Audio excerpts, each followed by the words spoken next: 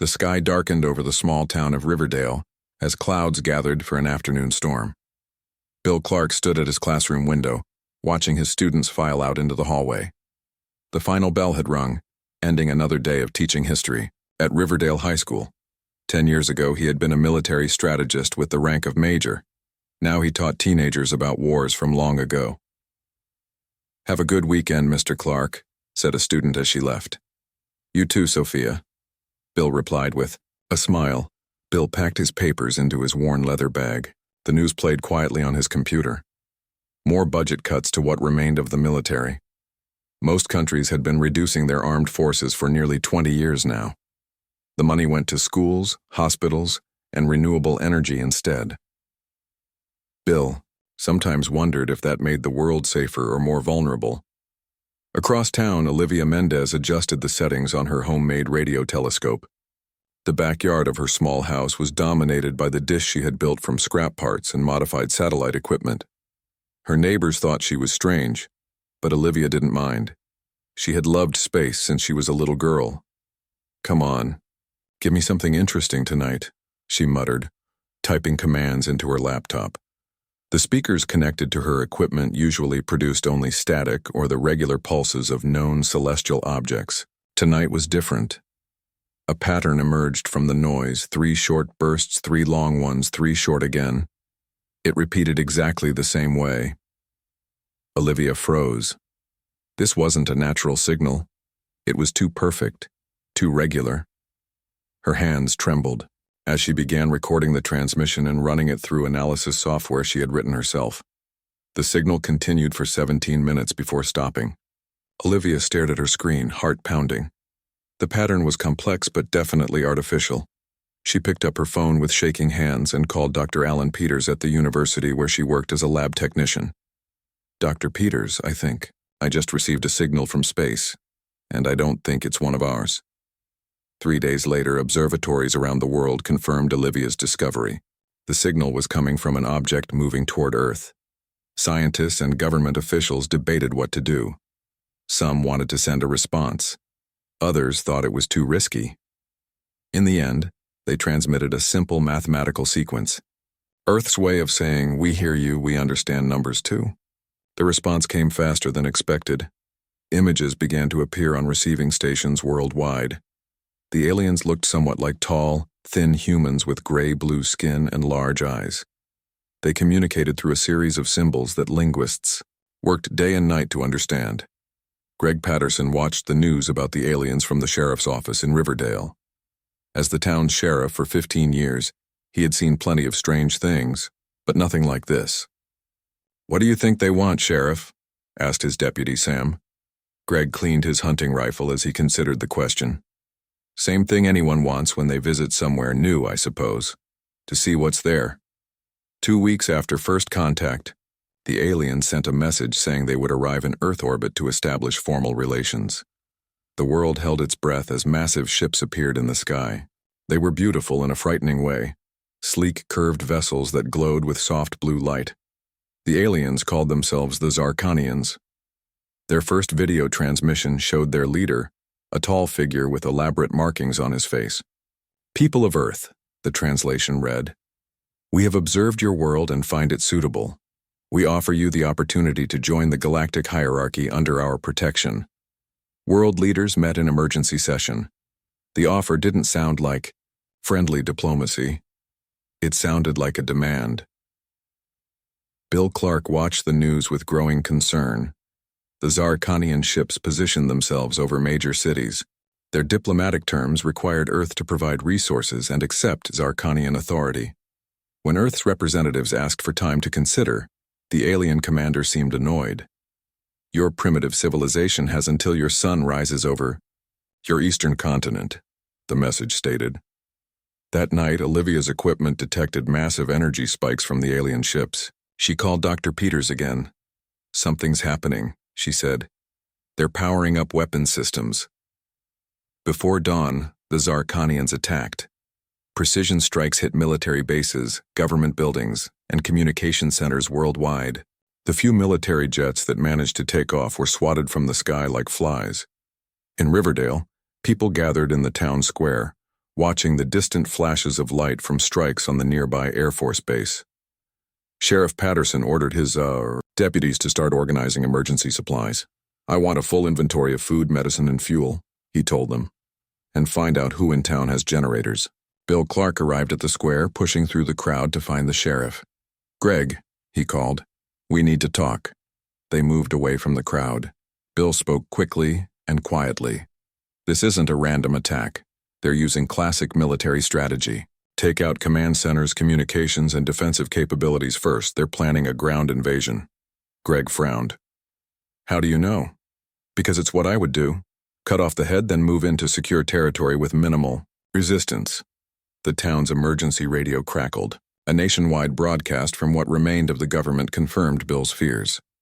The Zarkanians had destroyed most of Earth's military capabilities within hours. Now they were landing troops near major resource centers. As night fell, a massive, alien ship appeared on the horizon, moving toward the industrial area 30 miles from Riverdale. Smaller craft descended from it like falling stars. Bill went home and dug out his old military manuals and maps. He spread them on his dining table and began marking locations. The nearby factories, power plants, and warehouses would be targets. The aliens would secure those resources first. The next morning, a Zarkanian broadcast played on all working channels. Their commander, Vextor, appeared on screen. His large eyes showed no emotion as he spoke. "People of Earth, your warriors have fallen. Your weapons are primitive. Surrender and serve as our labor class or face extinction. Your resistance has already failed." Bill watched the message, noting the confidence in the alien's voice. These were conquerors who had done this before. They expected Earth's resistance to come from military forces that were now largely destroyed. But Earth had something the aliens hadn't counted on. Billions of civilians with skills, tools, and a stubborn will to survive. Bill picked up his phone and called Sheriff Patterson. "Greg, get everyone together. Hunters, farmers, mechanics, everyone. The aliens think they've already won because they took out our military. They don't understand that on Earth the real danger isn't our soldiers." "What is it then?" Greg asked. Bill looked out his window at the neighbors gathering in the street, sharing information and supplies. "It's everyone else." 2 days after the initial attack, the Riverdale Town Hall was packed with people. Bill Clark stood at the front of the room, next to Sheriff Patterson. Maps were spread across tables, showing the town and surrounding areas. "The aliens think we're beaten," Bill said, his voice carrying across the crowded room. "They destroyed our military bases and expect us to surrender, but they don't know humans very well." A woman raised her hand. "What can we do? They have spaceships and ray guns. We have hunting rifles and pickup trucks." Bill nodded at her. "I'm Susan Rodriguez, right? The ER surgeon?" "Yes," she answered. "Did you serve in the military?" "No, but I did a rotation with combat medics during my residency." Bill pointed at her. "That's my point. You have skills they won't expect from a civilian. Everyone in this room has something to offer." He looked around. "How many hunters do we have here?" About 30 people raised their hands.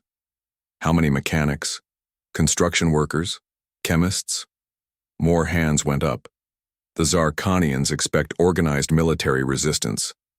They don't understand that on Earth, almost everyone has skills that can be useful in a fight." Kyle Bennett, who taught chemistry at the high school, spoke up. "I've been experimenting with things in my garage. If I can get the right materials, I think I can make some pretty effective explosives." Sheriff Patterson frowned. "Under normal circumstances, I'd have to arrest you for saying that. But these aren't normal circumstances."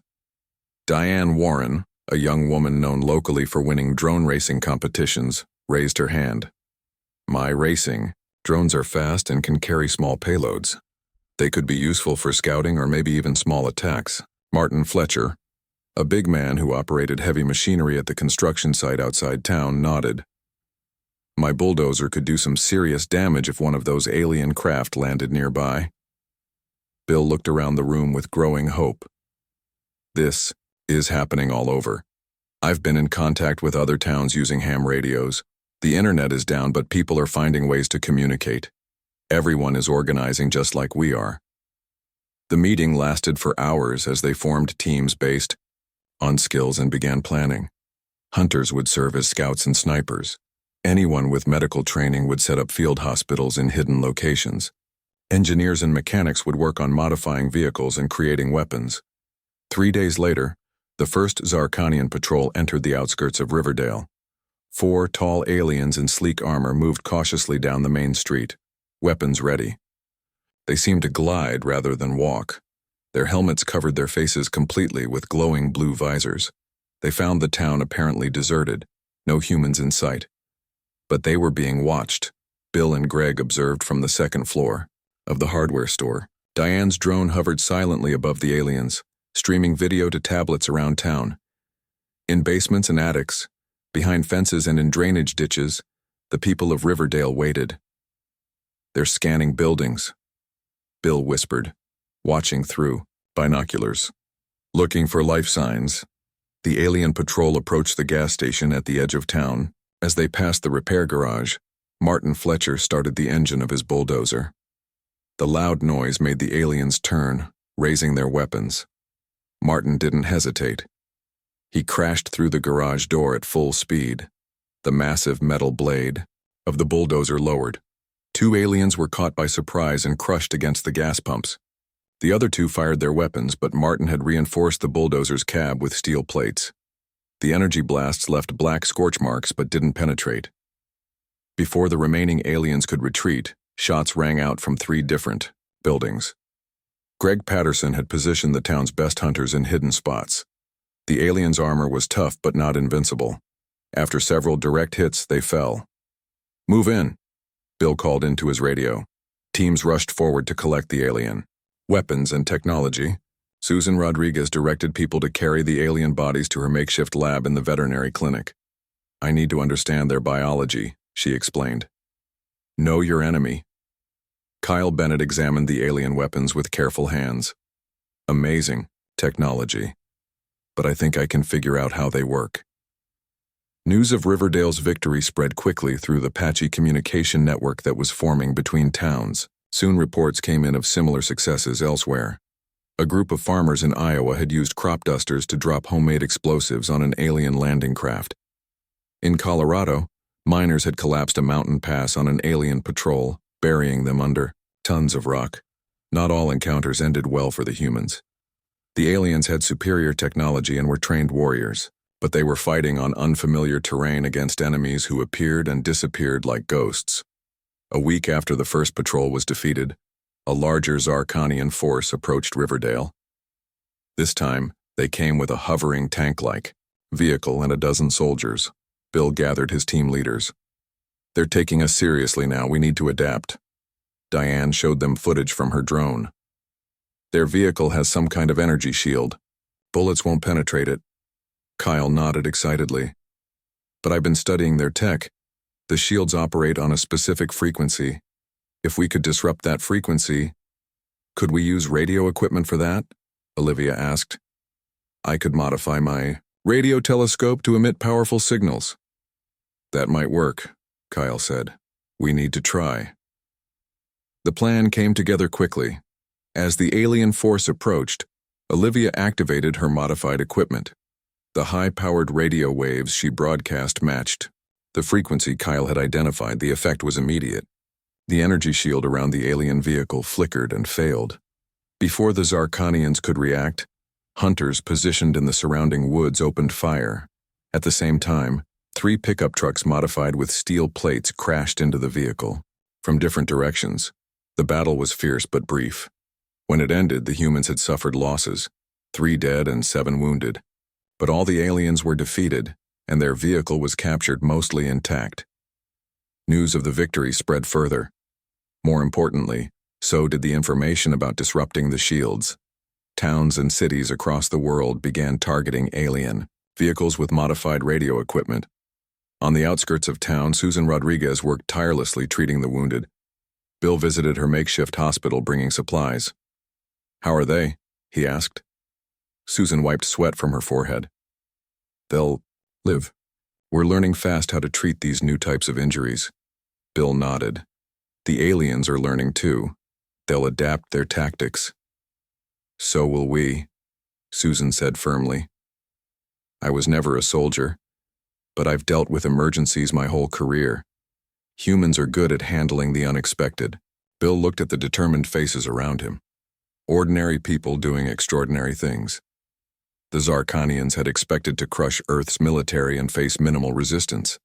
Instead, they found themselves fighting a war against an entire planet of people who refused to surrender. In his captured communications device, Bill heard snippets of alien transmissions. The Zarkanian commanders sounded confused, even frustrated. They couldn't understand why conquest was taking so long. They had destroyed Earth's military forces. Why was resistance still spreading? Bill smiled grimly. They were about to find out what happened when you cornered humans with nothing left to lose. 1 month into the invasion, the situation had changed dramatically. What had started as isolated pockets of resistance had grown into a worldwide network of civilian fighters. The people of Earth were learning, adapting, and sharing knowledge, faster than the Zarkanians could respond. In the basement of the Riverdale Library, Laura Washington hunched over a row of computers. Before the invasion, she had designed video games. Now she used those skills to create training simulations based on observed alien tactics. Try it again, she told the group watching her screen. Notice how they always move in formations of 4. They never break that pattern. On the screen, a simulated alien patrol moved through a virtual town. The people watching were learning how to predict their movements.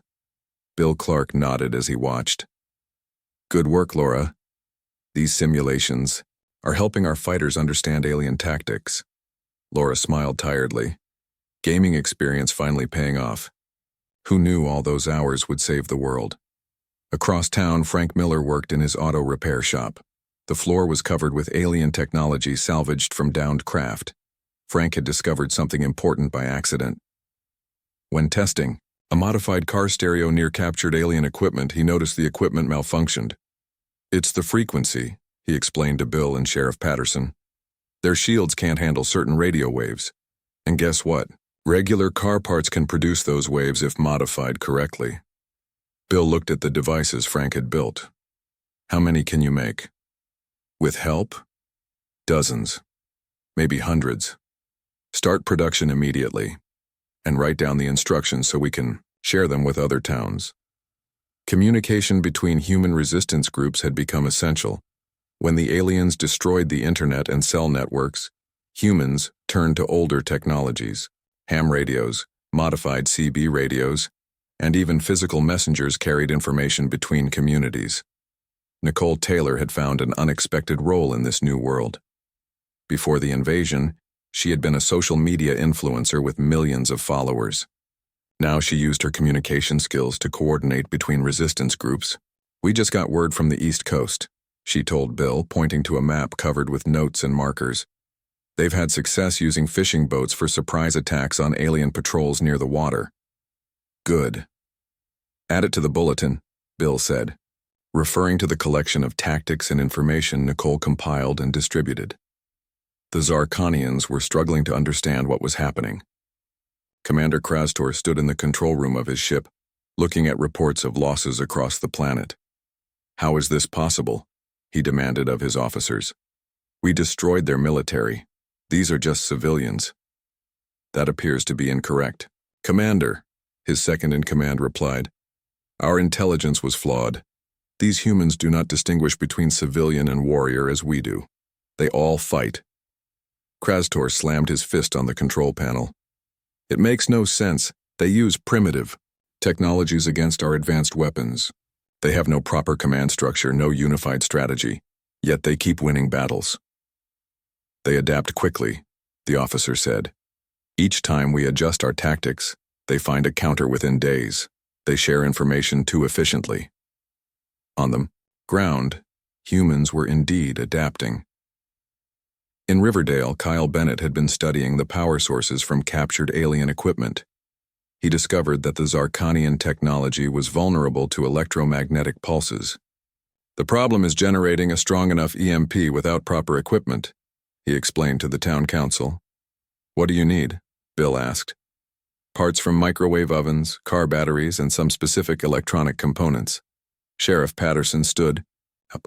I'll organize collection teams. We'll gather what you need. Within a week, Kyle had built several EMP devices. They weren't powerful enough to affect the large alien ships, but they could disable the personal armor and weapons of the Zarkanian ground forces. The first test came when an alien patrol approached the town's water treatment plant. Hidden, fighters waited until the aliens were in position, then triggered Kyle's device. The EMP washed over the area. Instantly, the aliens' armor systems failed. Their weapons went dead. Before they could recover, humans attacked with conventional firearms and even farming tools. The victory was complete.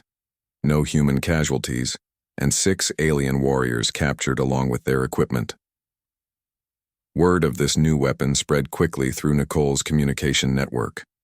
Soon, resistance groups across the world were building their own EMP devices using Kyle's instructions. The Zarkanians responded by modifying their equipment to resist EMPs. But this made their systems more complex and created new vulnerabilities that humans quickly discovered. Olivia Mendez had been monitoring alien communications since the beginning. She had developed software to translate their language and decode their transmission patterns. They're getting desperate, she told Bill one evening as they listened to intercepted messages. Their commander is requesting reinforcements from their homeworld. Bill frowned. That would be bad. We're holding our own against their current forces, but more would be difficult. There's good news too, Olivia added. The reinforcements were denied. Something about resources being needed elsewhere. They're on their own. This information gave the human resistance new hope. The Zarkanians weren't an unlimited force. They had their own constraints and limitations. In the weeks that followed, humans began to coordinate larger operations. What had started as small, local resistance groups now formed regional alliances. They shared resources, fighters, and most importantly, knowledge. Laura Washington's simulation programs became more sophisticated. She created a virtual command center where resistance leaders could practice coordinated attacks.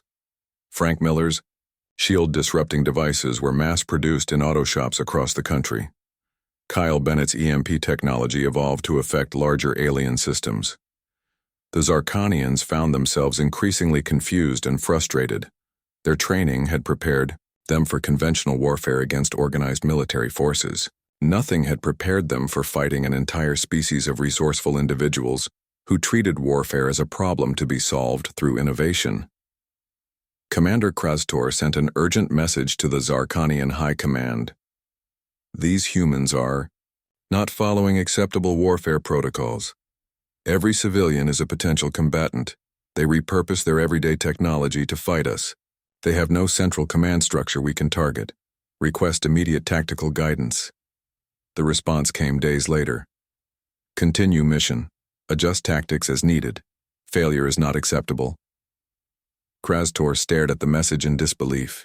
His superiors didn't understand what his forces were facing.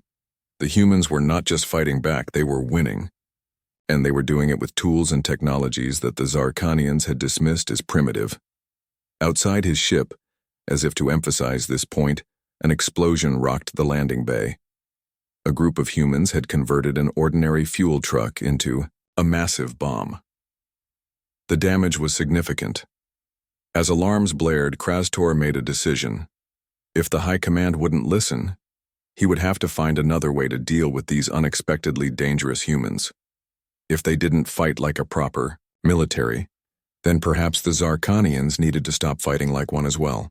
2 months into the invasion, Commander Krastor changed tactics. If the humans would not fight properly, then the Zarkanians would abandon proper warfare too. He ordered widespread attacks on civilian areas, hoping to break the will of the resistance. It was a terrible mistake. The attacks only made more humans join the fight. Those who had stayed neutral now took up arms. The resistance grew stronger with each passing day. In Riverdale, Bill Clark called an emergency meeting with resistance leaders from neighboring towns. They gathered in the high school gym, which had been converted into a command center. The aliens are targeting civilian areas now, Bill told the group. They think it will make us surrender. They don't understand that it only makes us more determined. Edward Kim, a 25-year-old who had been a professional video game streamer before the invasion, raised his hand. I've been studying their attack patterns. They're predictable, like AI opponents in a strategy game. What do you mean? Bill asked. Edward pulled out a tablet showing a map with movement patterns. They always follow the most efficient route to their targets. They never deviate or use misdirection. If we can predict where they'll go, we can set traps along those routes. Bill studied the patterns Edward had identified. You might be onto something.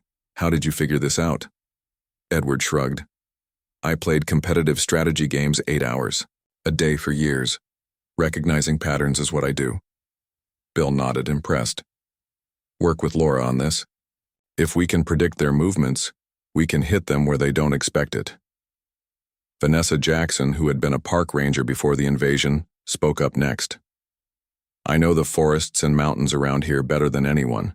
I've been organizing small groups to operate in those areas. What have you found? Bill asked. The aliens don't handle rough terrain well. Their armor is designed for urban combat. In the wilderness, they struggle to move quickly. My teams have been very successful with ambushes. This pattern repeated across the world. Humans were finding advantages in unexpected places, using knowledge from everyday jobs and hobbies to outsmart the alien invaders. Richard Blackwell had been a commercial airline pilot. Now he led a group of civilian pilots who used small planes for reconnaissance and harassment attacks. Their ships are designed to fight other ships, Richard explained to his team as they prepared for a mission. They're not good at tracking small, low-flying aircraft. We can get in close, drop our payloads, and get out before they can respond. His team had converted crop dusters and private planes into light bombers, using explosives made by former construction workers and chemistry teachers. Supreme Commander Drezkar arrived from the Zarkanian fleet to take personal command of the failing invasion.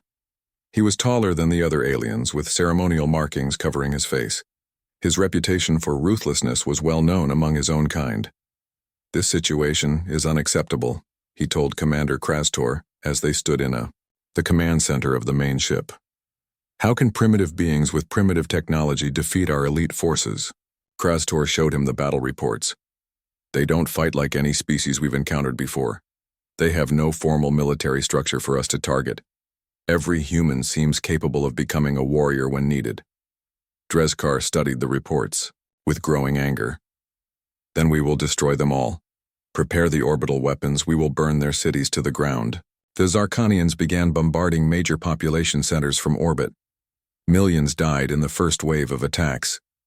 But even this failed to break human resistance. Instead, survivors moved underground or into rural areas, continuing to fight with even greater determination. In Riverdale, which had been spared from orbital attacks due to its small size, Bill received reports of the destruction. His face grew grim as he realized what needed to be done.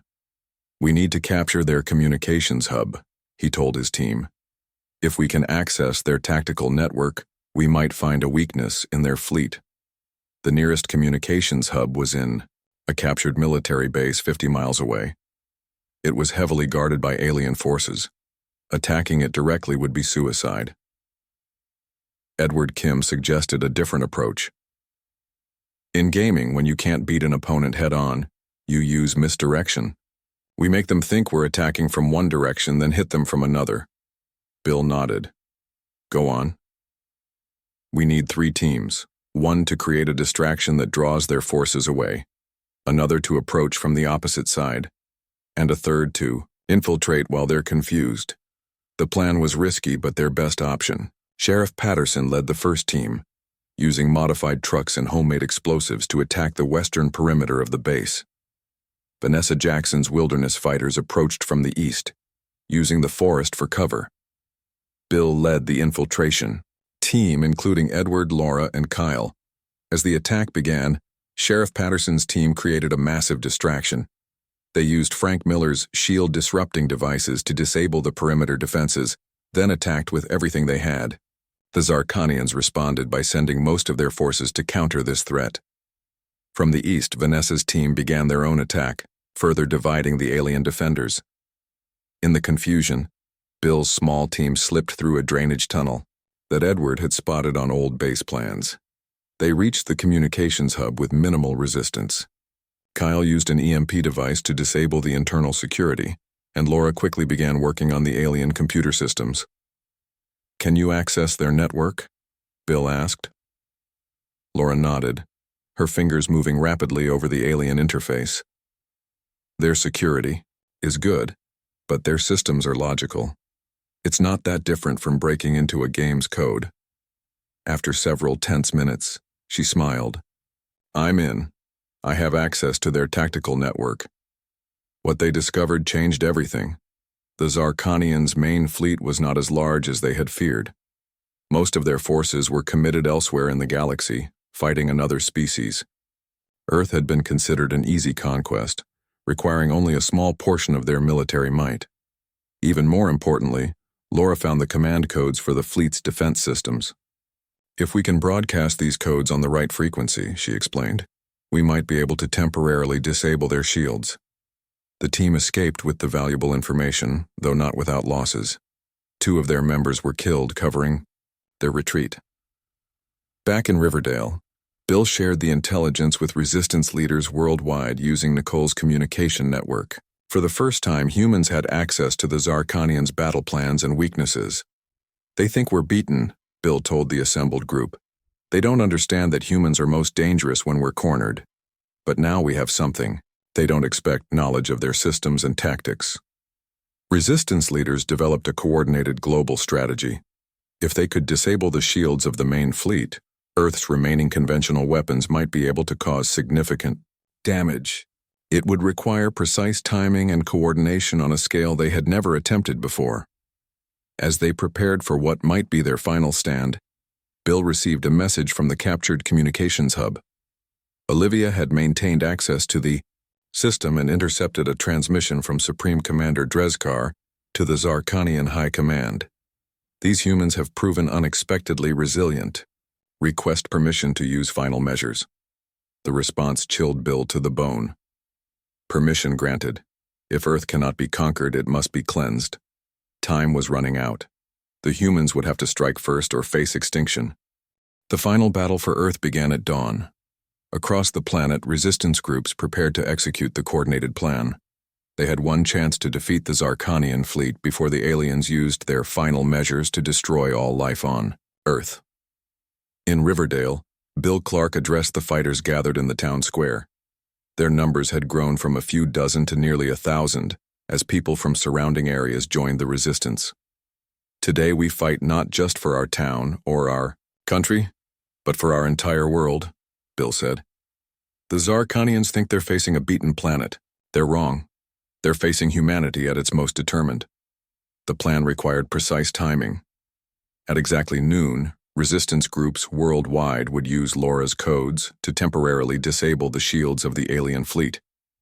Then, they would attack, with everything they had, ordinary people prepared to do extraordinary things. Farmers loaded fertilizer bombs onto trucks.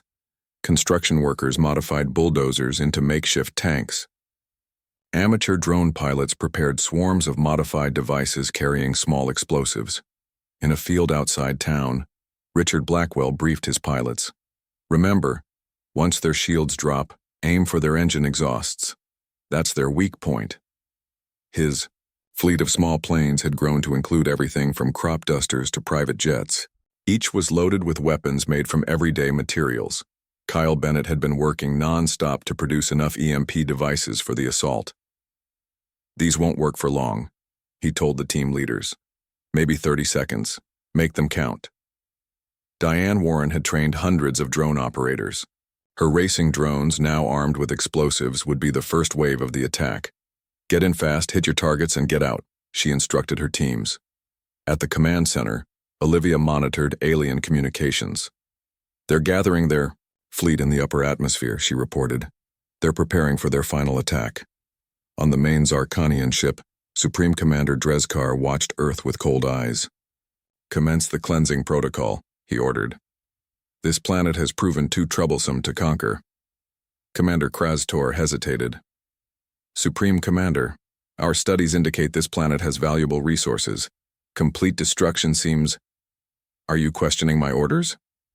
Drezkar snapped. No, Supreme Commander, preparing cleansing protocol. As the alien weapons powered up, the human resistance made their move. Laura Washington sent the signal. All across the world, modified radio transmitters broadcast the codes she had stolen from the alien network. For a brief moment, nothing happened. Then, one by one, the shields of the Zarkanian ships flickered and failed. Now! Bill shouted into his radio. The attack began. Richard's planes took off, flying low to avoid detection. Diane's drone swarms launched, thousands of small devices filling the sky. Kyle activated the EMP devices, temporarily disabling the Geo aliens' personal shields and weapons. The Zarkanians were caught by surprise. They had expected surrender, not a coordinated global assault. As their shields failed, they suddenly faced attacks from all directions. In the Riverdale area alone, hundreds of small aircraft and thousands of drones targeted the nearest alien ship. They focused on the engine exhausts as Richard had instructed. The explosives weren't powerful by military standards, but with the shields down, they didn't need to be. The first alien ship exploded in a ball of blue flame, then another, and another. On the main command ship, alarms blared. Shields are down, an officer reported. Multiple hull breaches, engines failing. Drezkar stared in disbelief at the tactical displays. How is this possible? They have no military, they have no proper weapons. Krastor looked at his commander. I tried to tell you. They don't fight like we do. Every human is a potential warrior. Their civilian technology, while appearing primitive, is remarkably versatile. On the ground, the battle continued. The Zarkanians launched their remaining ground forces in a desperate attempt to regain control. They met a resistance unlike anything they had faced before. In the forests, Vanessa's teams used their knowledge of the terrain to set deadly traps. In urban areas, humans used the buildings and streets they knew intimately to ambush alien patrols. Construction workers used heavy equipment as weapons. Chemistry teachers deployed homemade explosives. Edward Kim coordinated tactical movements, applying strategies from competitive gaming to outmaneuver the alien formations. They're falling. Back to defensive positions, he reported. Just like in Stellar Conquest when you corner an opponent, Bill smiled grimly. Keep the pressure on.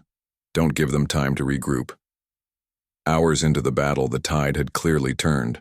Half the alien fleet was destroyed or disabled. The rest struggled to maintain position as attack after attack damaged their systems.